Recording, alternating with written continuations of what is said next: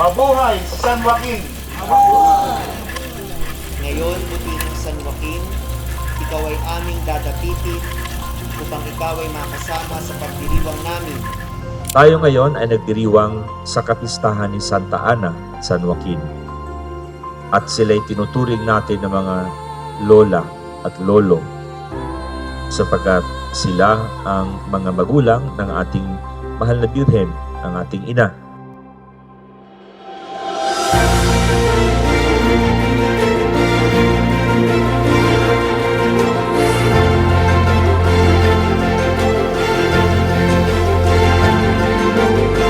Ang mga matatanda, bakit sila tinatawag na matanda? Hindi dahil kulubot ang mga mukha, kundi dahil matandain sila.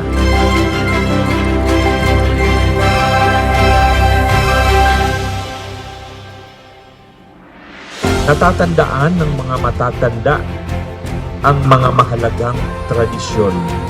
Ang mga mahalagang tradisyon ng sambayanan. Mga kabataan, inaakalang luma na yan. Bakit pa tayo babalik dyan? Bakit pa natin gagawin yan? Samantalang moderno na tayong panahon ngayon. Huwag po nating kaligtaan na bigyan ng kahalagahan ang mga bagay na ito sapagkat ito ang nagbibigay kahulugan sa mga kasalukuyang bagay. Do not throw your pearls unto swine. Huwag nating itapon ang ating mga perlas, mga hiyas doon sa mga walang nagpapahalaga nito. At totoo nga, kapag hindi natin pinapahalagahan ang moralidad, tayo rin ang magdurusa. Kaya po sana mga minamahal kong kapatid, palagi tayong dumulog sa ating butihing Diyos, sa kanyang banal na dambanang ito. Ugaliin natin na laging pumasyal sa ating simbahan, hindi lamang para mamangha, o hindi lalo tigit, mamangha sa kabutihan ng Diyos sa ating buhay.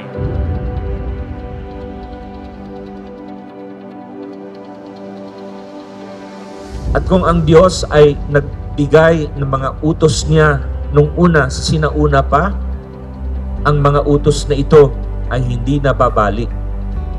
Patuloy itong umiiral sapagat ang batas ng Diyos ay siyang estruktura mismo ng buhay ng tao.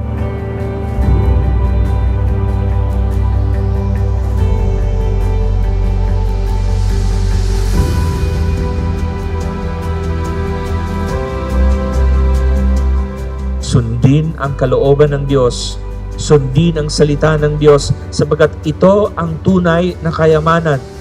Ito ang tunay na kaalaman sa ating pagpapamintuho kay Santa Ana, San Joaquin.